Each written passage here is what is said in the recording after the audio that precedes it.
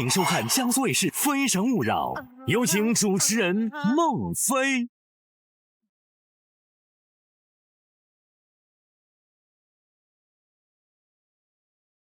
欢迎收看江苏卫视《非诚勿扰》，大家好，我是孟非，欢迎大家。欢迎黄澜老师、陈明老师。有请今晚24位美丽的单身女生。Mama told me not to waste my life. She said, spread your wings, my little butterfly. Don't let what they say keep you up at night and make you walk on by. My feet can't touch the ground, and I can't hear a sound, but you just keep on running up your mouth. Yeah.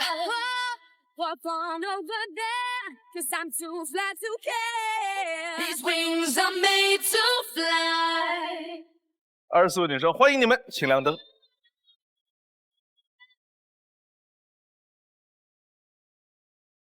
开始今天的节目，有请1号男嘉宾。Can you feel it? Can you feel it? Some rock says, can you feel it? Some rock says, can you feel it? Some rock says, can you feel it? Feel it, feel it. 各位老师好，各位女嘉宾好，我叫李坤峰，来自上海，今年23岁。来选你的心动女生。男嘉宾在选择心动女生的同时，系统已经为他匹配出了智推女生。当他进入权力反转的时候，我们将公布智推女生参与恋爱选择。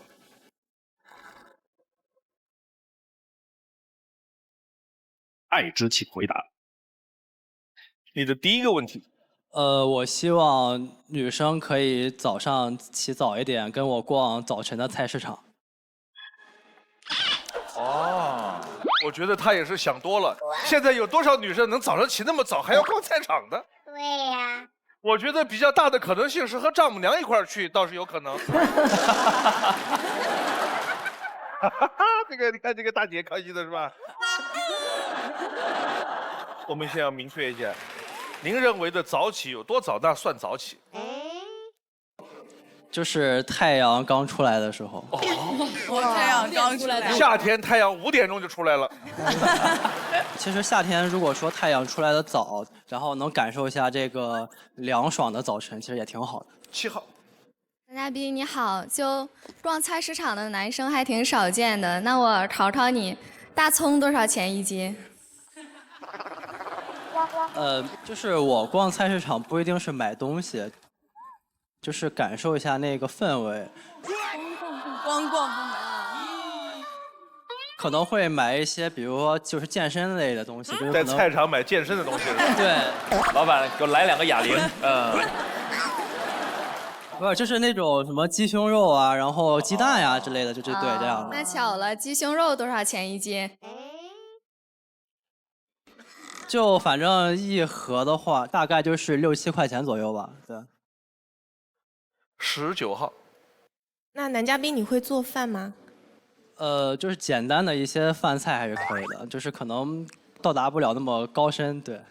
因为我的话也是希望说找一个对方可以做饭的，然后一起去逛菜场，就是做什么都一起做，就我会觉得比较有情调那种感觉。我发现所有的年轻人在结婚之前都向往过恩恩爱爱的一块起来去逛菜场，回到家一块在厨房里边摘菜切菜。等到你们结婚的时候就知道，年轻有的时候还是很幼稚的。24号。大家好，我是24号唐蕊，我25岁，然后身高是1.79米。然后我是一个土生土长的重庆人，现在的话自己经营了一家火锅店。然后我想问男嘉宾，就是你希望跟未来的女朋友一起逛早晨的菜市场，那么我的话是经常要逛凌晨的菜市场，因为凌晨的菜市场的那个牛的毛肚是才从那个杀牛场出来的，特别新鲜。那么你会愿意陪女朋友去进货吗？这个很刺激。其实我觉得可以去尝试一下，对。好的，好的，好的。好，你的第2个问题。我不希望女生就是乱攀比，对。你不希望她攀比哪些事儿？你举几个例子。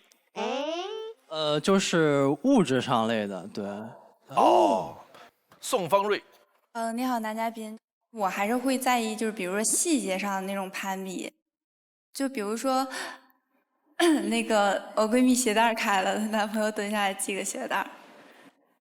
就是说你如果说提到这个问题了，那肯定是在某些方面我肯定是做的就很不足嘛，但是这种我是愿意去改变的，对。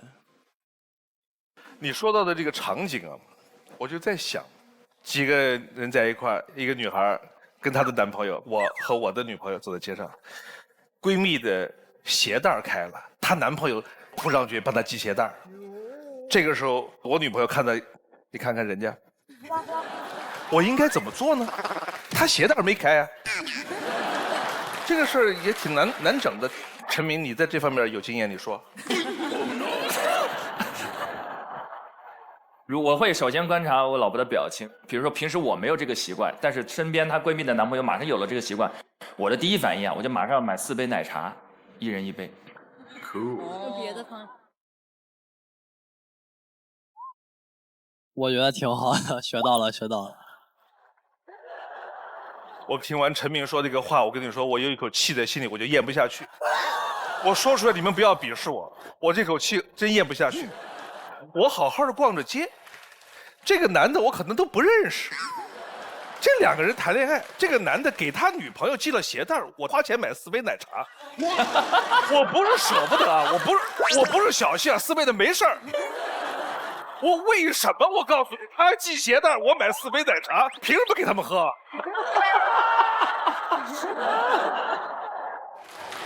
贾明宇。哎，你好，男嘉宾。就是你像有时候女生吧，她的攀比只是口头上的，那你可以接受这样口头上的这种攀比吗？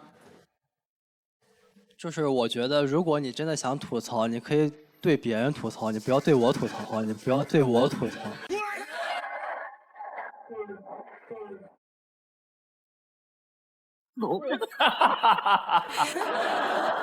我觉得凡事得有度。所以你看，你刚才那句话就搞得都想灭灯了。就你找别人吐槽去吧，但你是我男朋友呀，你是我男朋友呀。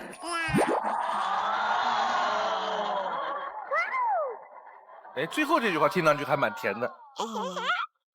来看第一条片子。23岁的我是什么样子？尝试过不同的职业，去过不同的城市生活，想到的事情就立刻去做。我是李坤峰，一个敢想敢做的行动派。之前我和朋友都有创业的想法，1年之后，我在上海开了一家文化传媒公司，还兼顾少儿模特培训。而那个朋友还停留在计划阶段。年轻人想法多很正常，但是关键也要有行动，不可以只做思想上的巨人，行动上的矮子。第一次走 T 台，第一次说脱口秀，第一次经历3天2夜的徒步，第一次上非诚勿扰，每一个第一次都让我更加自信。生活中花钱从不大手大脚，出门能走路就不坐车，吃饭尽量使用优惠买单，对方需要报销的发票也会要求先付好邮费。因为从小父母就教育我要节约，要有自己的积蓄。不工作的时候我会刷剧打游戏，但又觉得这些事情浪费时间，所以我会做好时间管理，边刷剧边打游戏。放松时一心两用的我，一定会在恋爱时一心一意，与你一起享受爱情的美好。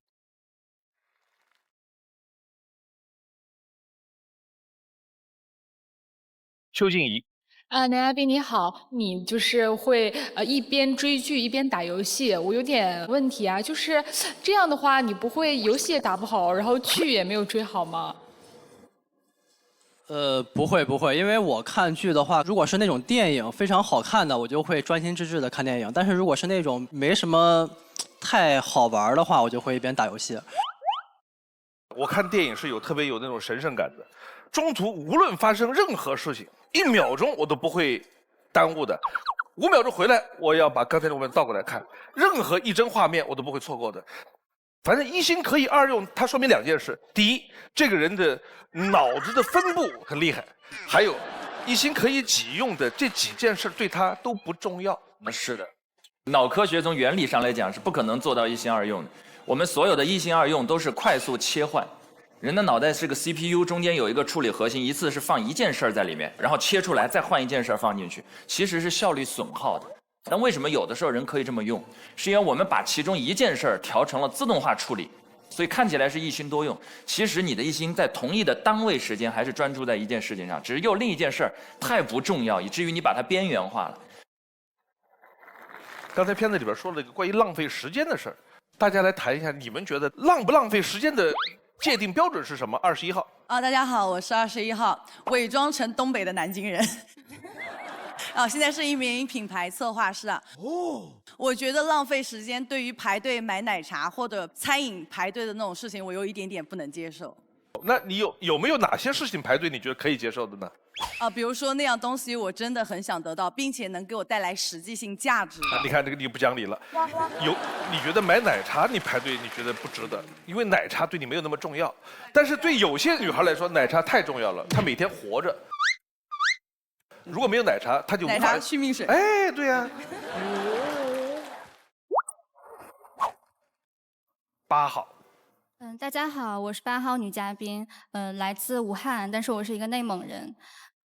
我想问一下男嘉宾，就是你刚刚有说到你不希望浪费时间，但是你能走的时候绝对不会打车。那如果我们2个一起出去玩的话，如果说这个距离不远不近，但是你选择了走的话，那是不是就是把时间浪费在路上呢？第一是这样的，如果说你觉得比较累，然后想去打车，那没关系啊，就是你不要因为这点事情而心情不好，对吧？第二，我就觉得这个也是可以去考虑的嘛，对吧？就是有一个就是调整。我觉得男生跟女生看待这个浪费的标准差别是比较大的，因为男生有的时候会目标导向，然后效率优先，但女生呢是感受优先的。所以有的时候我们在判断的时候要学习的事情都是不断的置换，双方都不断置换了之后，就从隔阂变成了体谅，那个就互动就很良性了。看第2条片子。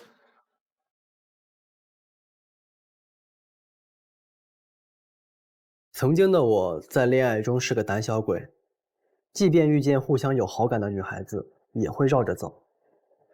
感情中的不自信让我错失了喜欢的女生。在后来的一段感情中，我试着让自己勇敢起来。我们是在网上认识的，1个月的网恋，我们无话不谈，但见面后才发现，现实中的爱情没有想象中那么美好。我想天天见到他，他却觉得2周见一次就行了。我问他为什么要隔这么久才见面，是不是不喜欢我了？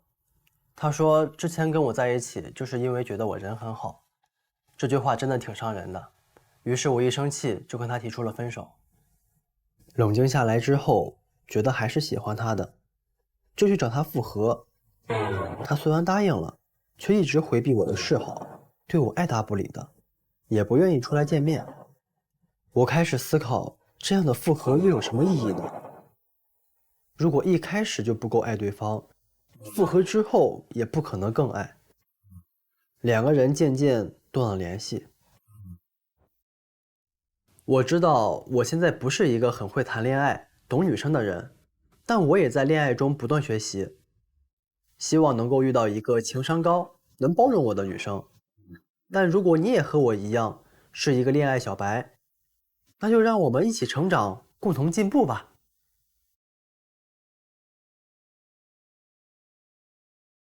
20号。男嘉宾你好，我想问一下，你是在感情中属于那种一生气比较容易上头，然后就说分手，然后之后再等你冷静了，你再去找人家复合，是吗？花开有时，不负期待。非诚勿扰，马上回来。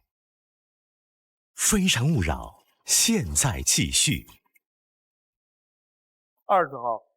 男嘉宾你好，我想问一下，你是在感情中属于那种一生气比较容易上头，然后就说分手，然后之后再等你冷静了，你再去找人家复合，是吗？我之前是这样的，对。然后现在我也发现了自己有这个问题，所以也在去努力的去改变。想法是对的，好好加油。有一种复合叫破镜重圆，有一种叫重蹈覆辙。你们各位女生当中有没有和男朋友分手之后又复合的有过吗？一半多。你们复合了之后觉得是破镜重圆感觉多呢，还是重蹈覆辙的多呢？连重蹈覆辙。来13号。我觉得大部分应该是重蹈覆辙吧，就是感觉，要不然也不会上这儿来了，对不对？比如说你之前觉得他性格不好，不爱跟你说话，不爱跟你交流，不爱跟你沟通，你跟他复合以后，他依然不爱跟你交流，不爱跟你沟通，就好那么1个礼拜。杨宇大。我觉得也谈不上是破镜重圆，但是我们是在一起半年之后分开了半年，然后又在一起了4年多。当时分手的原因是？就是因为我们从一个地方分开了，就是不能经常见面了。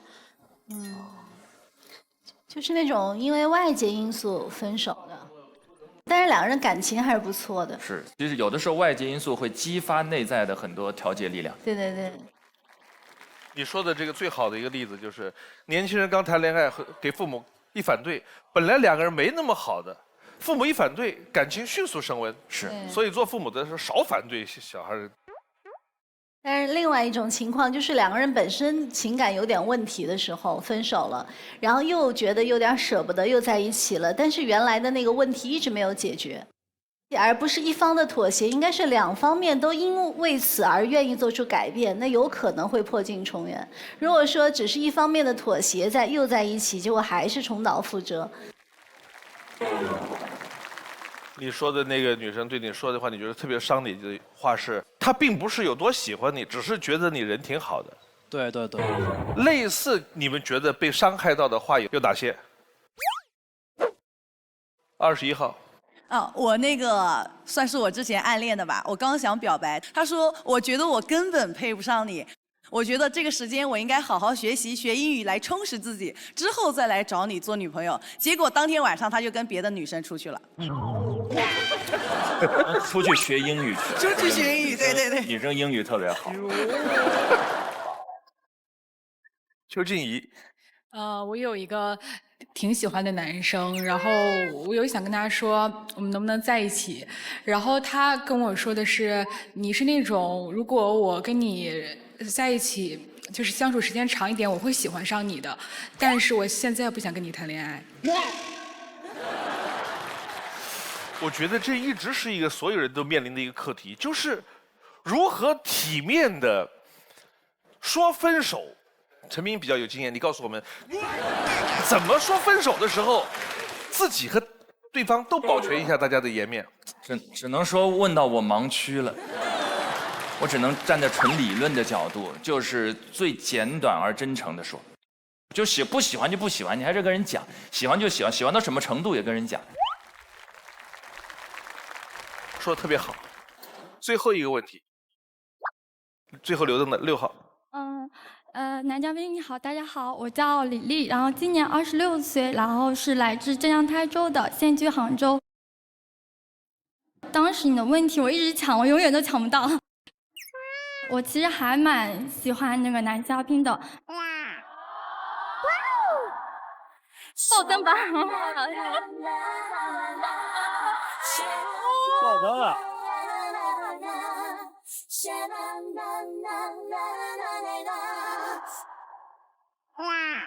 这是我看见爆灯爆的最晚的。你早点爆灯，我早就叫你了。因为我是默默的喜欢，我是属于在感情里面比较被动，不怎么会表达，但是我很喜欢的话，我就好心动，但我要告诉你，当时你的问题我一直抢，我永远都抢不到。就包括你刚才问的一些问题，我都好想回答你。你说我想要找一个包容你的女孩子，我觉得我可以包容你，然后你想要天天在一起，我也可以，哪怕我是在杭州，我都可以天天去上海。然后我都好喜欢你，都好喜欢你。爱到不可思议，全世纪到灭迹，不言甜言蜜语。其实我爱的是你，是你，烦恼的是我。我都被感染到了，真的好喜欢。但是你呢？那你的话会怎么去对待这个感情？然后就是你说，那个人对你说很伤人的话是没有那么喜欢你。那我那么喜欢你的话，你会很伤我吗？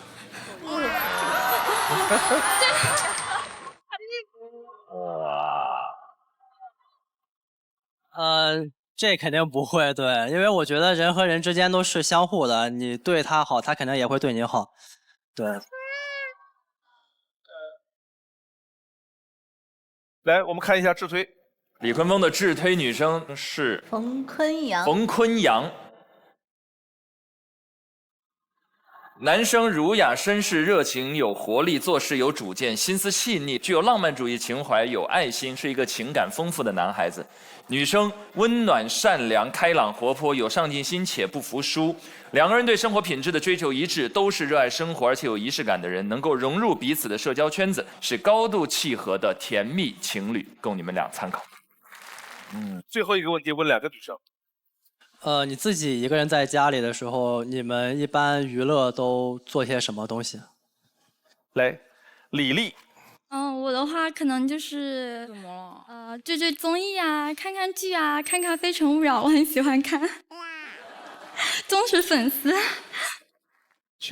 会在家做做饭，然后在窗边看书，看一会儿书，看一会儿路人。有这种习惯的一般是猫。那个李丽，你还有点时间，你可以对她说什么？我的话，因为是姐姐嘛，所以我就觉得可以包容你，但我也希望你能包容姐姐的那种小脾气。我是属于比较爱发，就是小脾气的那种，爱撒娇，希望你能注意到我，就不希望就是你把偏爱、宠爱留给别人，就这样。我叫李坤峰。好喜欢，爆灯吧！爆灯了。你说我想要找一个包容你的女孩子，我觉得我可以包容你，然后你想要天天在一起，我也可以，然后我都好喜欢你，都好喜欢你。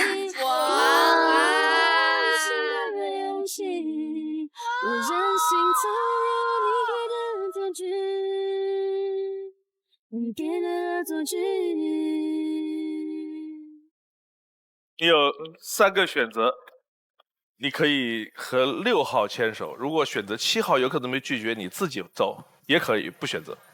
你的决定是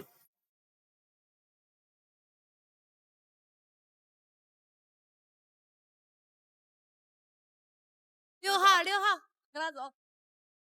6号。周星。哇！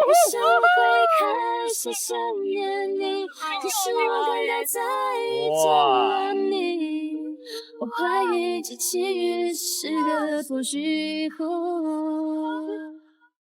我想我已慢慢醒悟。哇！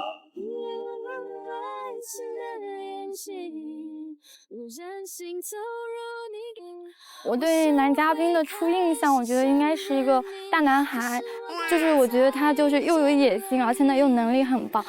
突然感觉，我为什么不为他爆个灯呢？我要为他呐喊。然后我觉得你很优秀，你是最棒的，然后就按了，就觉得他很优秀。好眼光。6号为我报灯的时候，我觉得非常的开心。我最后选择他是因为他说话的时候也真的非常的真诚，就是而且人也很漂亮。对。我后面的话很想邀男嘉宾一起去旅行，你有什么想去的地方吗？我觉得咱们说走就走。好喜欢，可以。这是6号是真喜欢，从头到尾头都没敢抬。哇！他是第一次来，我让他说话是第一次说话，他见的是第一个男嘉宾，就喜欢成这个样子就成功了。他到《非诚勿扰》的成功率是100%。祝他们幸福。有请下一位男嘉宾。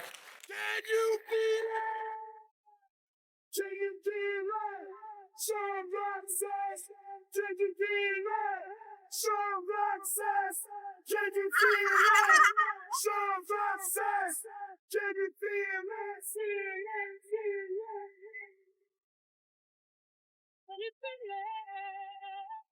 两位老师好，24位女嘉宾好。我叫王俊，今年35岁，是一个在北京工作的武汉人。来选你的心动女生。男嘉宾在选择心动女生的同时，系统已经为他匹配出了智推女生。当他进入权力反转的时候，我们将公布智推女生参与恋爱选择。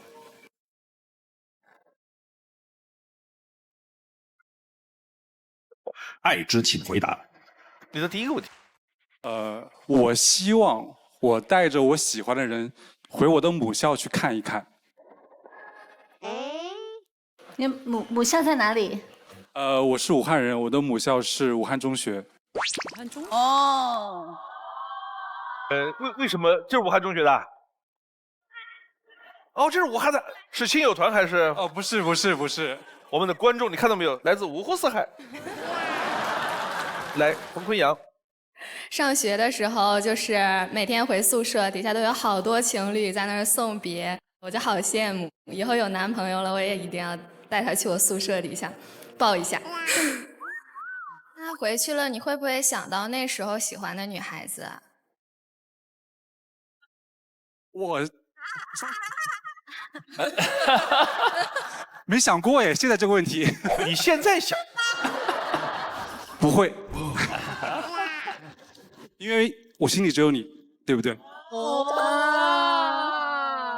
只有你啊！这样的回答特别好，在于谁都不信，但是听着就是舒服。邱静怡。所以说你是在母校期间就是有什么很特别的经历吗？所以说你很想回去，尤其是带女朋友回去这样。男人都向往少年吧，就是那会儿的青春岁月是我现在不曾再拥有了。我们做电视剧啊，做浪漫桥段、讲爱情的时候，都会让男女主角倾诉他们的童年。就是当你回到那个阶段的时候，你没有任何防御，就是带着对生命最初的那种好奇、纯真的那个心情，他才比较容易爱上对方。所以我觉得去母校就是那种分享我们错过的青春，是非常浪漫的事情。它是一种置入感，就那一段本来曾经没有你，但你来过以后就有你了。好，你的第二个问题。我不希望你偷偷在我的饭菜里放香菜和羊肉，因为我会昏倒。有没有人干过这件事？上大学的时候有同学干过，他觉得为什么有人吃羊肉或者香菜会昏倒，就觉得很奇怪。你昏倒没昏倒？昏了。睡2小时好了。睡2小时好了。对。哦，这过敏其实。对，高敏体质。哦，这个。那这个事儿很好办，你就只要交往了女朋友，就把这个要先说了。其实我不吃，他可以吃。哦，他吃没事儿。来说一说那些年我们过敏的事情，唐宇。我是牛奶过敏，纯牛奶我不能喝，也是喝完马上就倒。我吃蒜，我的满嘴会长那种就是湿疹那样的泡。我吃的东西不太过敏，我是属于沙尘暴过敏，就是只要沙尘暴就是到一定程度的话，我就整个脖子和脸会起红疹子。哦。24号。我想问一下男嘉宾，你说你的女朋友可以吃这个香菜和羊肉，那你女朋友吃了很多香菜和羊肉，再去亲你一口的话，你会怎么样呢？我刚才想问，就是忍住了。你想过这个问题没有？如果你跟我在一起，你明明知道我过敏，应该不会来亲我吧？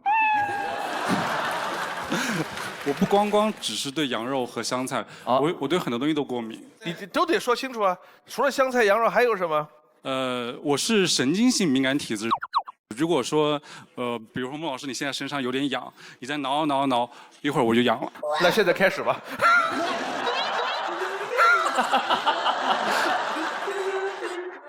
好，看第一条片子。少年感对男人来说是一种褒奖吗？什么样的绅士更引人注目？对喜欢的人，你是用物质还是费心思？15年上千个选题，我是王俊，男性时尚杂志主编，时尚圈中浪，时装周、红毯、发布会、定妆照，我的工作就是花花世界，月初闲暇月底忙。很多人觉得时尚是物质，是外在的，其实对我而言，时尚是对美好生活的追求。就像前段时间我刚刚出差回来，在回家的车上，你处理完手上的工作，你打开车窗看看窗外的风景，就这一刻你的心是静的，其实就是美好生活。2011年我们成立了公益组织，筹备义卖活动，所得的款项来帮助自闭症儿童。最近的半年我一直在资助一个女孩上学，我觉得能尽我所能去改变一些人的生活是一件很快乐的事。我喜欢旅行，有时候也会带着爸妈一起。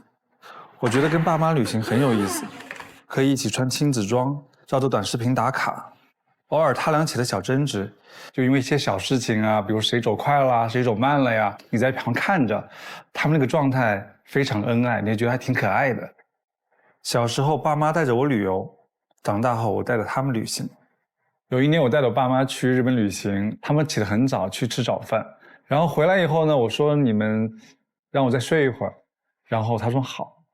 结果你闭上眼睛的时候，冥冥之中啊，你会发现好像有2座山一样在你面前，因为离开了你，他们哪儿都去不了。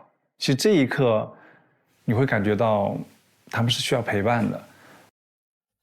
30岁前拼事业，30岁后重感情。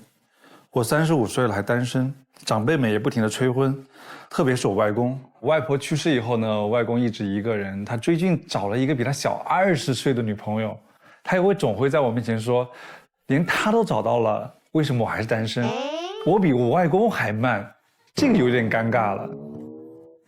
但是即便长辈们再催婚，我也不会随便将就，期待遇见合适的你。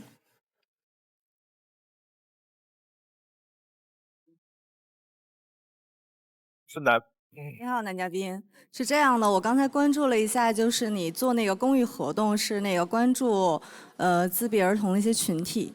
我有过你类似的这样的经历。北京有一个儿童希望之家嘛，它就是一个专门做脑瘫和自闭儿童一个康复福利的一个机构。然后呢，我在那边就是几乎每年都要去个2、3次那个样子，作为志愿者的身份。然后我觉得你这个行为特别有意义，因为我觉得我每次去完了之后，我的心里就特别的平静，因为我觉得这些孩子，他跟着正常的孩子虽然不太一样，但是他们也有他们的闪光点，然后他们也在努力的微笑去面对生活，所以就是我对男嘉宾这一点特别的欣赏。谢谢，你比我厉害，我没有做过志愿者，但是你做过。对，我一直有做，单严谨，男嘉宾你好，因为我觉得，就像刚刚1号女嘉宾讲的一样，我觉得其实帮助别人的时候就是帮助自己。因为当时疫情的时候，也是给这个贫困山区他们去上学的孩子，然后我就拉着身边的朋友一起，就是给他们捐口罩，然后捐钱这样子。其实也没有多少钱，但是我做的时候就觉得心里特别的高兴，特别快乐，特别理解你，特别棒。谢谢。关于时尚圈，大家有没有什么迷惑的事情不能理解的，可以咨询，这是专业人士。贾明玉，就是现在对于时尚圈的一些行为，我感觉特别的迷惑。比如就是明明是几个快递盒的那个填充包，它拼在一起做成了个马甲。那你说穿这个马甲，你是去救人呢，还是保暖呢？我现在就觉得混时尚圈的这些人好像都是糊弄学的1级大师。因为他既然品牌出了这个单品，就说明它的价值所在。但是我觉得你可以不看，你也可以不管。对，我觉得时尚这个东西就是选你喜欢的就可以了，不用盲目的去看今天流行什么或者怎么样，不用跟风的。还有关键是话术，比如说我说啊，我跟你说，我昨天上街买了件衣服，这一听就叫普通人说话。时尚圈是我昨天买了一件单品。哦，19号。你好，男嘉宾，就你看女生心动的第一眼，会不会去看她的穿着啊？不会，因为我觉得每个人都有自己的喜好，我觉得穿的舒服、开心就好了。6号。Hello， 大家好，我叫魏欣，来自杭州。我现在从事的工作是选片师。不知道男嘉宾对于时尚的定义是什么？其实就像我刚刚短片里说的一样，就是时尚就是对美好生活的一种追求。我觉得这是一种状态，而不是说我今天一定要靠外在去吸引人。对。在我来看，时尚的本质它只是一套符号体系，但是我并不认同说可以自由的诠释。时尚的背后还是有着上百年的流变，有各个不同的时期和文化背景予以它解释的空间。你有这样的知识背景，跟没有这样的知识背景，不同的人看同样一个设计的解读出来的世界是完全不一样的。所以我个人觉得这里面还是有很多非私人化解读的空间的。当然，这只是个人意见了。陈老师非常的专业。没有。但是大众是不知道那么专业的事情，但是所有人对于时尚的第一理解就是它是穿衣服，很多东西并不只是个外在，它是一个生活态度，也是你经历过这么多以后，你所吸取的和你感知的。我就在想起毕加索说过一句话，人家说你画的东西啊一点都不像。毕加索说：“我8岁之前画的非常像，8岁以后我主要是就想画的不像。”这就像对时尚界了解的很多的人，当他了解完所有需要想知道的一切的背景、一切信息元素全部掌握了之后，你问他时尚是什么，他告诉你你喜欢就好。孙楠。你说你一直单身，我想知道就是这个背后的原因，因为我觉得你要是在时尚的圈子，应该不缺美女啊。花开有时，不负期待。非诚勿扰，马上回来。非诚勿扰，现在继续。孙楠。你说你一直单身，我想知道就是这个背后的原因，因为我觉得你要是在时尚的圈子，应该不缺美女啊。我30岁之前真的就在拼事业，因为我在北京工作，生活的压力其实是会有的。还有一个就是，的确30岁之前还像小孩一样没玩够。那我想问一下，你喜欢什么样类型的女生？我不求她多好看，舒服就好。但是我很在乎的是家庭和孝顺父母。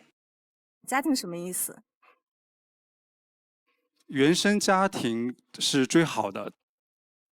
当然，我不是说我就是介意各方面的，只是说我觉得家庭和睦是最好的。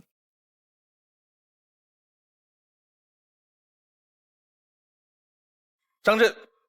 我刚才看你那片子里边说你带父母去旅游啊，14年的时候带我姥姥姥爷去带他们玩啊，当玩很开心。然后但是疫情过后，我给我姥姥姥爷说，我说我再带你们就是说去国家的别的地方玩玩吧。我姥姥来就说走不动了。我当时我就觉得，我之前的这5、6年到底在干什么呀？我没有那么多时间陪他们呀，我光挣钱呀，我光知道自己过自己的，我们根本就没有时间陪他们。所以我觉得你非常棒。谢谢谢谢。刚才说到陪父母去旅游这个话题，可能很多人都会有一种感受，我们对我们的下一代的陪伴，和我们和上一代的这种陪伴的关系很重要。我听到的这种陪伴非常好，和自己的父母还穿着亲子装，这种欢乐它有很多种体现的方式，比如有一种我在网上看到，我小时候我妈教我用筷子，我学不会，她打我；我妈老了让我教她用手机，我教她，她学不会，她还打我。我觉得从这个表述里边也能听到他们的这些沟通，其实也是很欢乐的。好，来看下一条。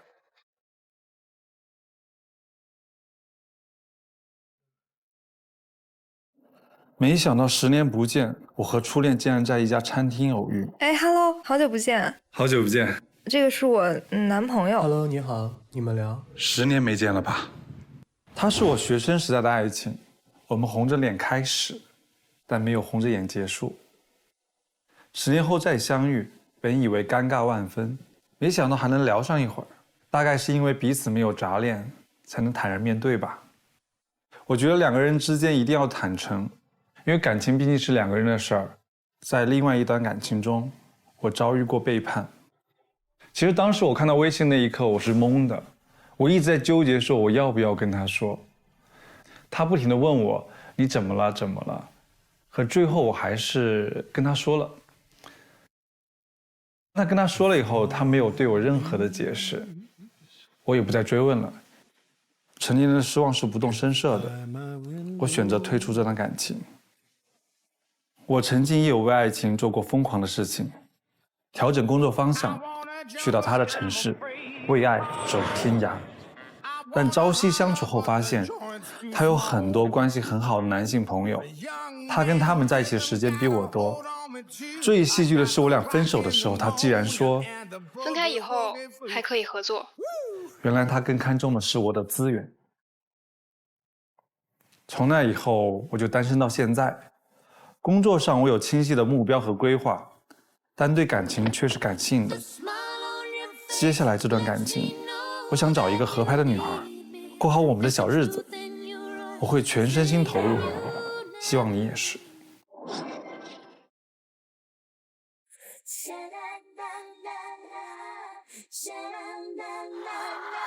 来，5号爆灯了，我想问一下，你是看到哪一个情节、哪一句话让你决定爆灯的？前面第一段 VCR 的时候，我就挺感触良多的，就觉得他很善良。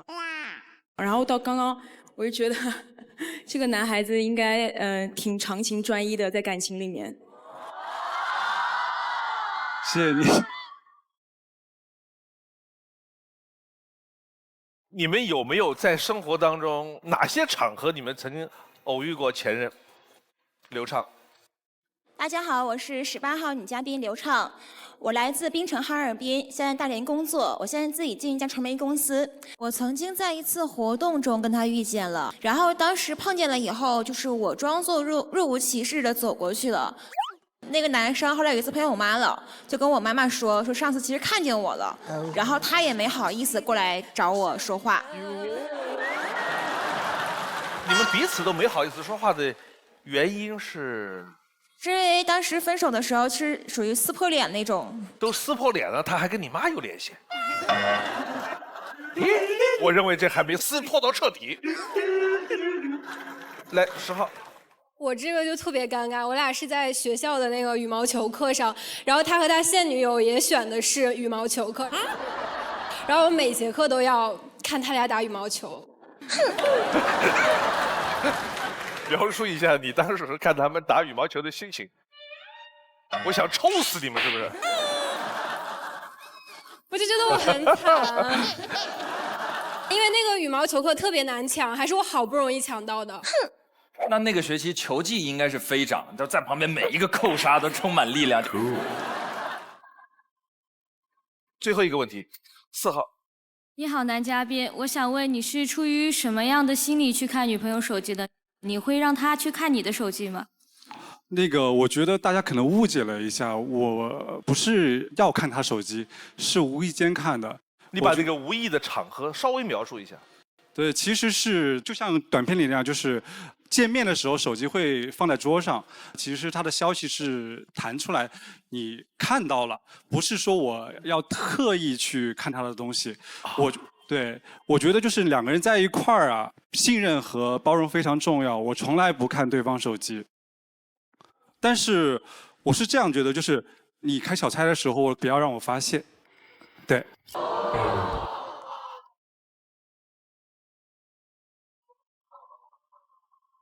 男嘉宾他说到了一种，就是我发现那个女生有其他人了，如果你不让我知道，就像算了。这个里面说明了什么？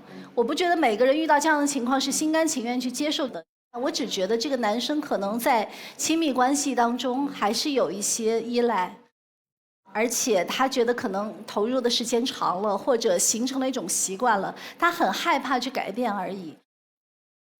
是舍不得，就是。是。我听到过这么一段对话，有人问一个女的：“你看她的手机吗？”那女的说：“我为什么要看？我又没打算跟她结婚。好几年以后，还是人问她：你看她手机吗？说我又没打算跟她离婚，我看她手机干嘛？”我一看，人间明白。现在留的那是5号、8号和21号，上去灭掉一盏回来。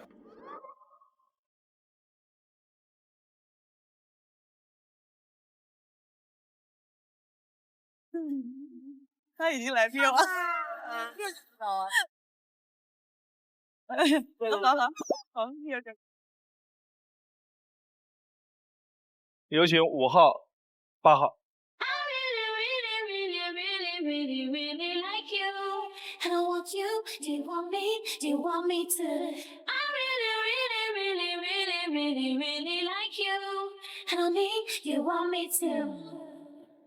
看大屏幕，男嘉宾的心动女生是哪一位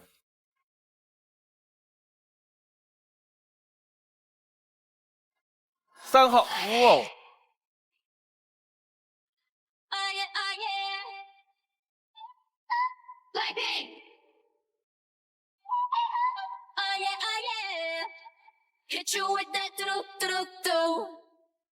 来看一下他的自推。王军的自推女生是尹怡文2号。哇！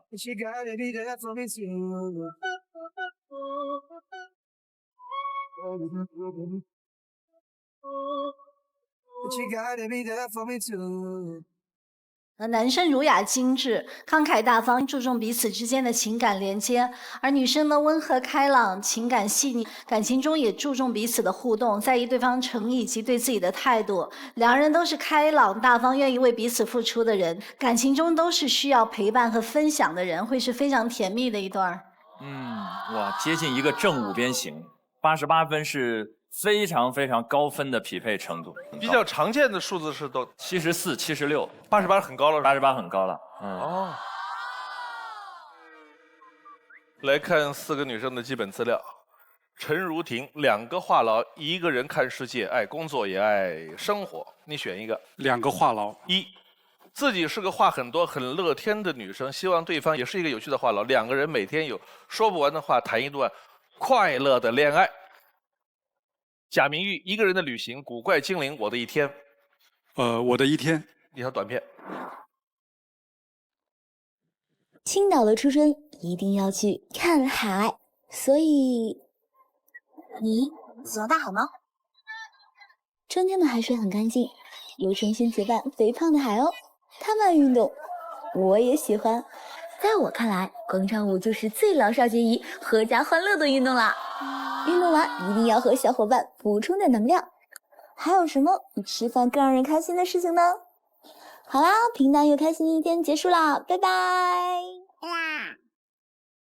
尹怡文，小期待，这就是我，家有萌宠，这就是我。再看一条短片。Hello， 你好，我是尹怡文。热爱自由的我，选择从上一份航空工作离开，来到了一家新媒体公司。爱打游戏，也爱唱唱歌，在武汉养了一只17斤的大肥猫。嘴硬心软，爱笑，但泪点也很低。男孩子的性格的我，其实有颗少女心。非要有个标签的话，应该是蒙混过关和睡不醒啦。刚认识我的人以为我很内向，但在熟人面前话又贼多。好看的皮囊不重要，你是那个有趣的灵魂吗？李艺彤，记录养宠物，宅女一枚。养宠物。2，有养一只柯基，陪伴在身边2年多了，希望男生也有爱心，喜欢狗，善待小动物。最后一个问题问4个女生。如果我们结婚，你们打算多久要小孩？来，那个我尊重你的选择，那个你想什么时候要，我就什么时候准备。哇，厉害厉害厉害厉害！这是我在这个台上听到在这个话题领域给的最直白的回答。贾明玉，就如果说我们的经济条件、物质条件可以满足养孩子的话，我可以生。2号。我可能在结婚半年，然后1年以上。我可能会在就是我们一切都稳定了之后，然后顺其自然来了就留下。意外到来就是要。对。那个爆灯的5号来。那个，因为我自己在感情里面是一个特别没有安全感的女生，所以我比较倾向于去选比自己大一点的男生。刚好在第1段跟第2段 VCR 里面，我察觉到你是一个善良、长情、专一的男生，所以我希望能跟你走一路。谢谢谢谢谢谢。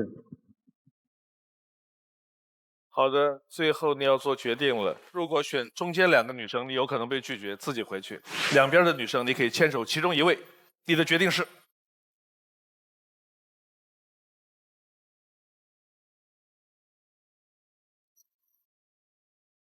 ？2号。2号，2号。等会儿，你刚才我的话是没听。2号。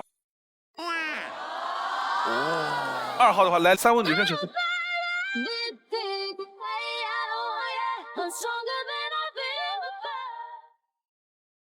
来，最后的时间。其实，可能在台上我一直也没有跟她互动过。其实我之前看节目的时候，我有关注过她，我没想到她会是我的匹配女孩。刚刚黄老师说她的个性的时候，我感觉好像在说我自己。然后我看她那个短片，她那只17斤的猫有触动我，我非常喜欢动物。对。你是喜欢动物还是喜欢这么胖的动物？喜欢动物，更喜欢养动物那个人吧。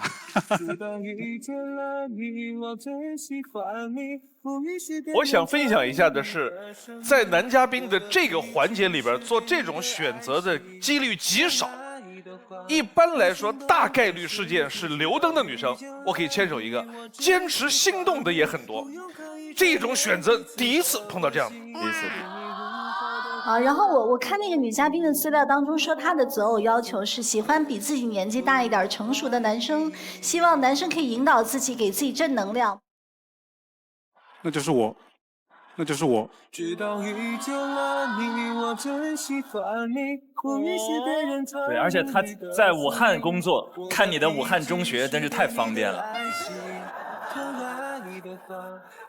来回应一下。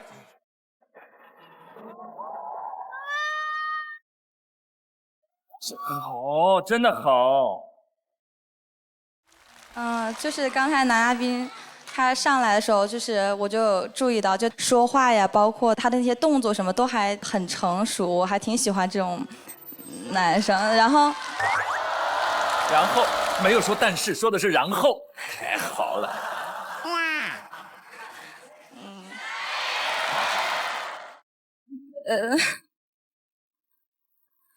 但是我总觉得就是好像就是差点意思，但是我又不知道，我感觉我很巧你在武汉，虽然我不在武汉，我在北京工作，但是我一直希望说到40岁的时候可以完全的自由的支配自己的时间，就相当于说我有足够的能力去包容你和保护你。可不可以让我爱你？可不可以别再受委屈？来，2号女生给我们最后的一个回答 ，yes or no。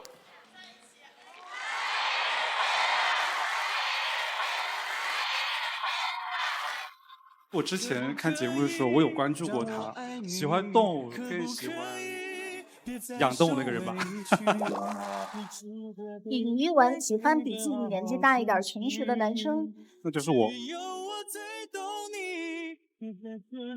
我有足够的能力去包容你和保护你。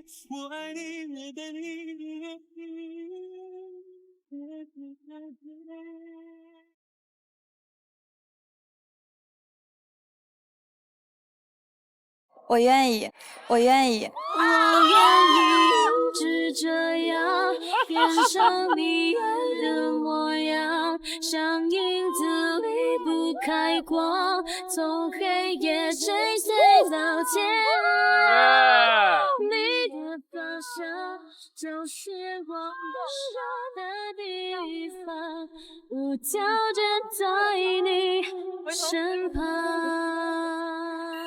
对，因为我之前的确也关注过节目，他其实没有说话，但他笑起来很好看，让人很舒服。就我很喜欢那种就很成熟，然后看起来很舒服，就各方面吧，我觉得都就是在我的点上，所以最后我就决定牵手啦。我会愿意为你写一封情书，是不是很老套？不是，你是真的老年人啊。这样的话可能更能够很实际的表达我的真心，你期待一下吧。这是我最近一段时间以来觉得最精彩的一幕。刚才我说了，男嘉宾的这个选择是极其少见的，几乎没有人这么选。他选择了我们的系统匹配，并且系统匹配的女生在最后犹豫不定的时候，男生最后给齐了他那一点点，两个人牵手。我在这个台上最愿意听到，我觉得最浪漫的回答，千言万语都没有3个字更打动我，叫我愿意。I do。祝他们幸福，有请下一位。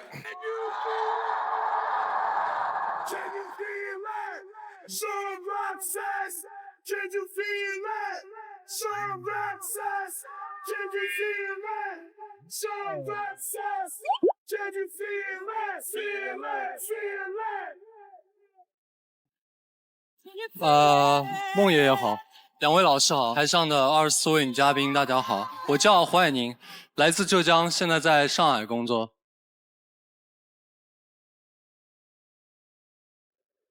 来选你的心动女生。男嘉宾在选择心动女生的同时，系统已经为他匹配出了智推女生。当他进入权力反转的时候，我们将公布智推女生参与恋爱选择。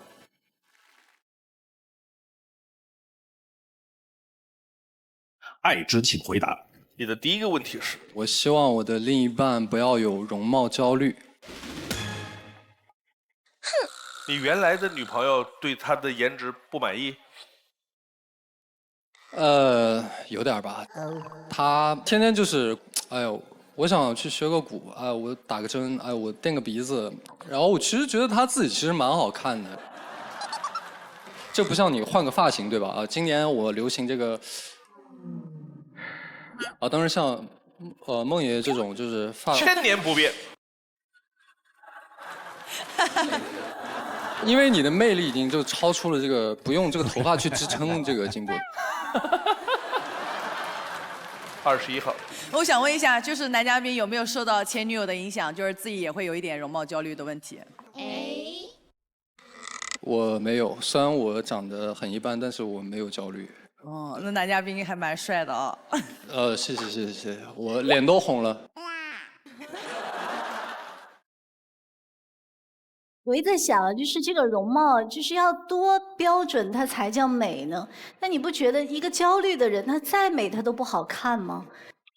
这跟他在一个什么圈儿有关系？在有些圈里边，做这个东西蔚然成风。但你不觉得有些圈儿也是人选的吗？对对对。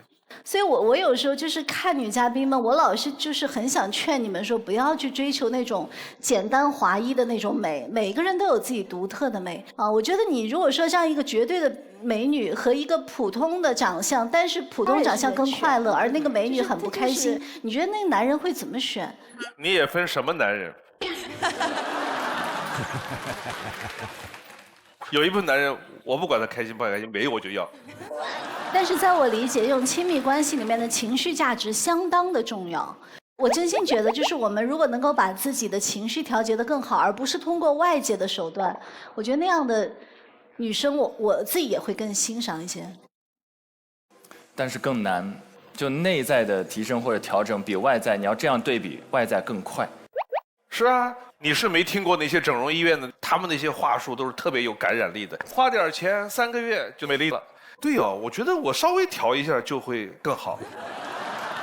我告诉你，现在你看看市面上贩卖的所有的焦虑，你们记住，都是一门生意。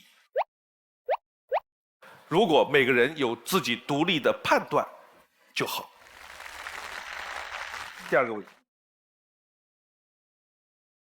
我不希望我的另一半分不清梦境与现实。怎么就分不清梦境和现实？你举个例子。就是我的前任，他起床以后啊，他就很生气啊，不知道他为什么生气，我就很懵，说我怎么了呢？然后就搞了半天啊，他做梦了，啊，梦见我这个做了不好的事情，然后他就给我一顿毒打。好像他交往了一个非常不自信的女孩。容貌焦虑，做这些可怕的梦，起来就收拾他。贾明玉，其实我想跟你说一下我们女生的一些小心思啊。其实我们知道那是梦，可能你前女友有下手重了一点，但是我的话，我也会那样对我前男友，就你看你梦里你劈腿了，怎么样的，做了一些不好的事情对我，然后我其实那种是一种小情趣。第二点是为了警示你。就是如果你真的做了一些对我不好的事情，我真的会就是打你。好的，那你一般会怎么打呢？打得重不重啊？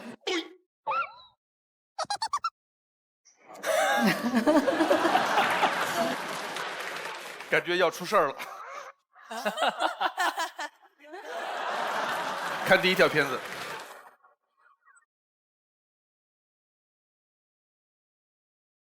不愿被定义，拒绝被安排，我的人生要自己去闯。我叫胡海宁，英国利兹大学创新管理硕士毕业。20岁之后，我才第一次选择了自己的人生。现在在一家 IT 公司担任大客户经理的职位。从小我就在父亲的打压式教育长大。你做这些能挣钱吗？这是他跟我说过最多的话。曾经我觉得听爸爸的话，毕业继承家业就好，直到我出去读书。我发现有2个孩子的母亲也可以成为学校社团的主力，50多岁的阿姨也还在继续深造。我突然想活出不一样的精彩，于是我独自来到陌生的城市打拼。为了让父亲能够更理解我，我经常和他分享我遇到的人和事。我想让他看到我的成长。我觉得人生的意义不仅仅在于挣钱，我觉得他过得并没有那么快乐。我们要钱肯定是为了享受更好的生活嘛。那如果你拿到了钱以后反而不幸福了，那这到底是为了什么呢？我想先锻炼和充实自己，我认为这是比挣钱更重要的事情。我平时还有一个习惯，会随时随地的记录自己的想法和见闻，一方面很方便，不容易忘，另一方面从想法到打字的过程也是一种梳理学习的过程。朋友都说我性格温和，但在这方面反而给我带来了很大的困扰。比如我很难拒绝别人的热情，最难的事情就是朋友的请求。我有一个朋友啊，他特别爱喝酒，然后他每次喝就必须要喝尽兴，先把酒直接拿过来了，然后直接开了，然后直接给我倒上。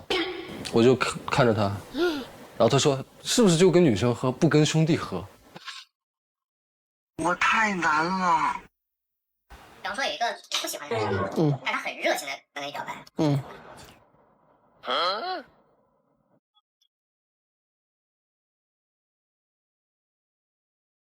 ，20号。你好，男嘉宾，刚才看 VCR 最后有一个问题你没有回答，就是如果你遇到一个女生很热情的跟你表白，你会怎么办？这个其实还是看我喜不喜欢吧。如果就是不喜欢的话，我觉得还是会礼貌性的回绝。单严谨。男嘉宾你好，因为我看到 VCR 你说那个你父亲对你的教育是打压式的嘛，然后我就想问一下，对你的影响，会不会你会有一点自卑呢？花开有时，不负期待。非诚勿扰，马上回来。非诚勿扰，现在继续。单严谨。男嘉宾你好，因为我看到 VCR 你说那个你父亲对你的教育是打压式的嘛，然后我就想问一下，对你的影响，会不会你会有一点自卑呢？会有的。你比如说，本身从小到大一直被否定，你会觉得自己做什么事儿都不太对，就会有畏难情绪。但是现在我的观点有点转变了，因为成年以后，当然就是你是有权利选择自己的人生的。你不能再把所有的原因都归咎于原生家庭那边。我就同意部分你的看法，就是说我们可能有很多人生的性格是原生家庭造成的，但是我不会活在这个怨恨当中，我愿意站在他们的角度去理解一下他们为什么会变成这个样子。是，就是这种功利主义的行为模式只是压力的一个来源。还有很重要一个来源是基于身份的这种等级压迫。他父亲之所以老是来压制他的原因，是因为我是你爸爸，所以你要听我的。这种模式带来他心目中对尊重的极度渴望。所以如果说女嘉宾如果喜欢他的话，可能需要在未来的相处过程当中多给他一些鼓励。鼓励和尊重，而没有任何其他的身份、财富、地位、任何其他方面的这种区别对待。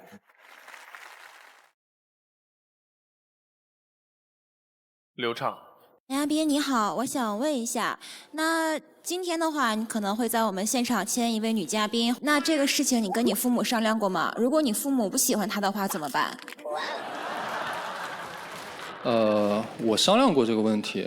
对于我择偶来说，这个是我自己的事情，而不是父亲的一个事情。那最重要的可能还是我喜欢，然后我的想法，对。好，谢谢。你现在跟你父亲的关系是？现在其实我觉得关系还好。那你要用你的智慧去跟他沟通，想办法就是从他这一座父爱如山的山去找到一个裂缝，去钻上去。然后我们现在关系也还行。你刚才说的一个词儿叫父爱如山，是，贼沉重。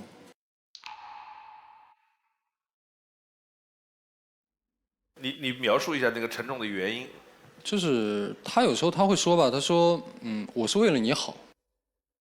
你又不能不接受他这种好，是吧？就是他是作为一个父亲，但是你接受他的好，你又不能活成另外一个他。我觉得有一个问题就是他是活在别人期待中的一个人，然后他花了最少的时间在他的这个选择目标上，花了最多的时间在为他的目标努力上。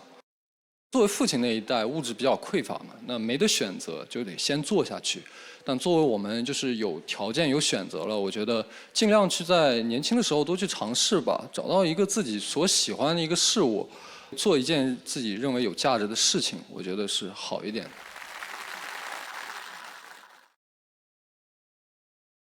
其实我们在描述“父爱如山”这样的词的时候啊，其实两代人都需要思考一下。的确，你的父辈的那一代可能是从一个物资匮乏的年代过来的，在我们生活当中常听到的几种表达，你干这个能挣钱吗？那有什么用？当饭吃吗？就这个逻辑是什么逻辑呢？在他的世界观里边，不能当饭吃的一切都没有意义。对对对。但是经过这几十年下来，那种财富的焦虑其实早就过去了。他们喜欢说什么呢？都是为了你。我在一段婚姻里面，我跟你妈过得不幸福，我跟你爸过得不幸福，我不离婚，我忍受这么多委屈，我忍受这么多痛苦，都是为了你。你要不要接受这种父母来自于并没有征求过我们意见而给我们巨大压力的，都是为了你？我想这段话呢，说给电视机前的很多父母说：当你们最后想把这些东西都跟子女说，都是为了你的时候，首先想一想，这会给你们的子女造成多大的心理阴影和压力？是我在反省我要怎么跟我女儿讲。我决定把这一句就是都是为了你从未来跟她沟通的字典里彻底的删掉。以后我要说的时候就是这是我要的生活，我也希望你赶紧找到你想要的。对，我不会说妈妈挣钱是为了养你，妈妈挣钱是因为妈妈需要，妈妈喜欢这份工作。尊重自己的选择，也尊重下一代他们的选择。再看下一条片。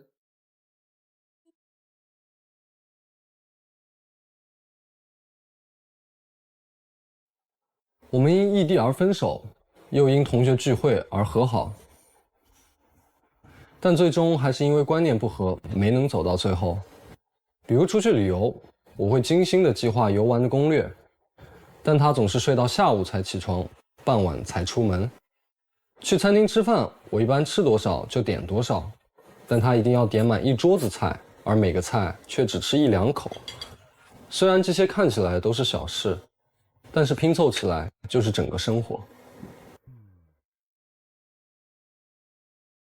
留学的时候，我曾谈过一个爱玩的女生，她明知道酒局上有喜欢她的男生，她还依然前往，并且一喝就是到半夜，这让我很担心。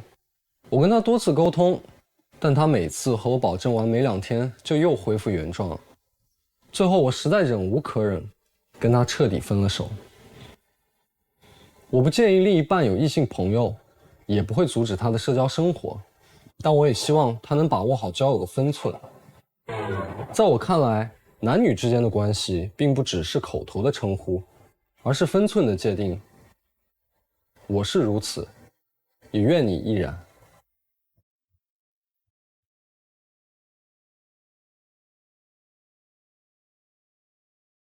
哎，生活中也经常看到点菜。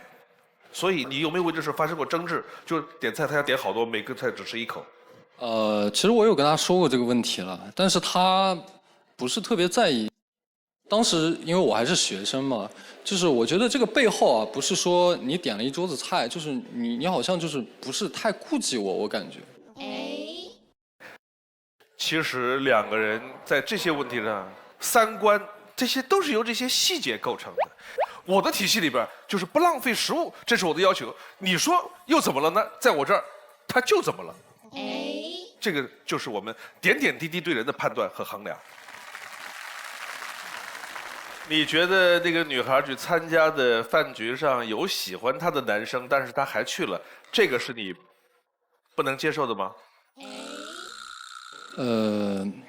是吧？我觉得，因为当时我明天要考试了。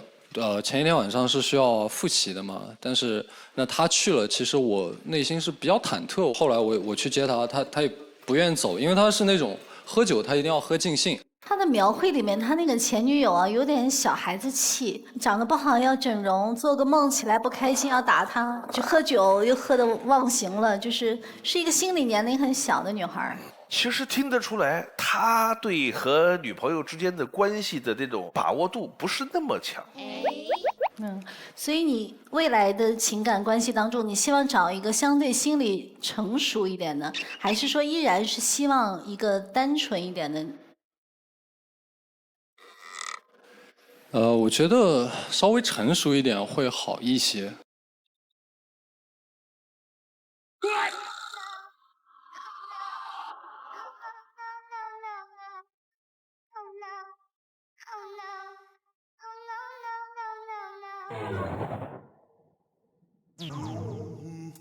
为什么说到成熟就要灭这么多灯？灭灯的都是觉得自己是很单纯的女孩，就最后留灯的是6号。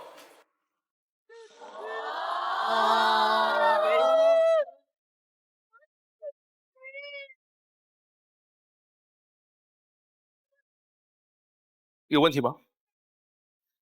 你好，男嘉宾。你好。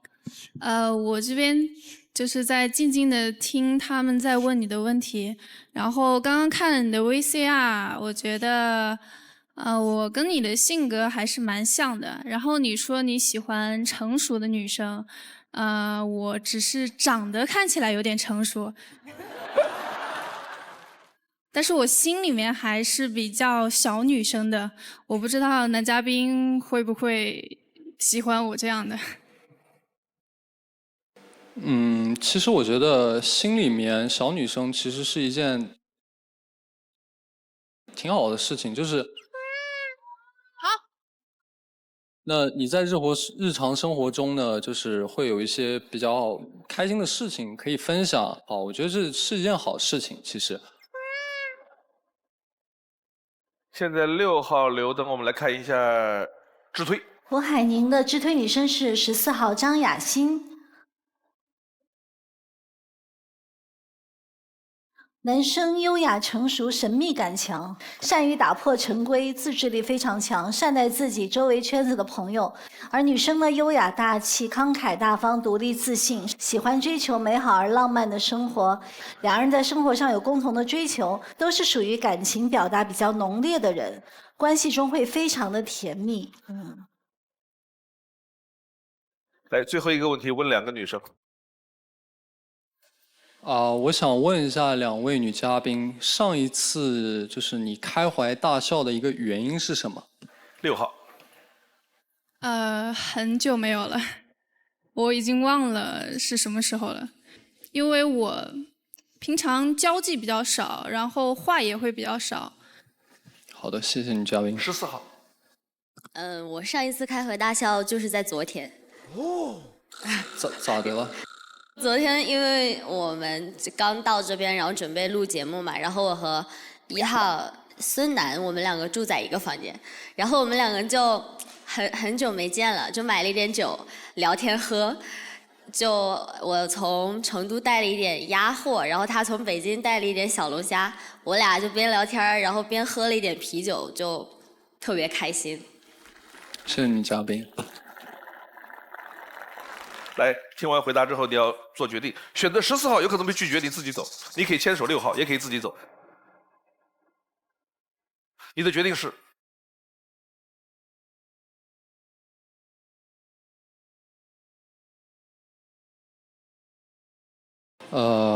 我选6号。恭喜你。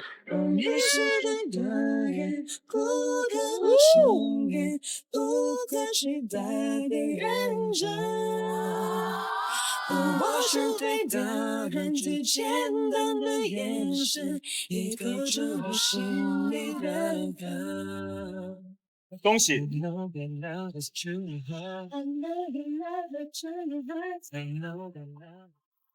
首先是他的性格，我觉得挺好的，因为我喜欢温柔一点，然后性格好一点的男生，然后他这一点蛮符合的。我选择6号女嘉宾的原因是因为她不但长得漂亮，然后她说话很成熟，但她说她内心是一个小女生，我觉得这样的女生真的比较少见，很珍贵。我平时日常生活中是一个性格开朗的人，我可以感染她的嘛，就是我可以带你玩，如果你想的话。谢谢收看今天的《非诚勿扰》，下期同一时间再见。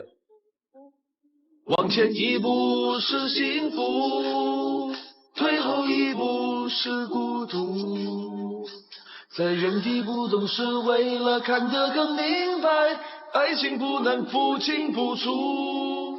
往前一步是幸福，退后一步是孤独，在纷纷扰扰之间，我明亮了双目，超能与我相爱的人一起到老。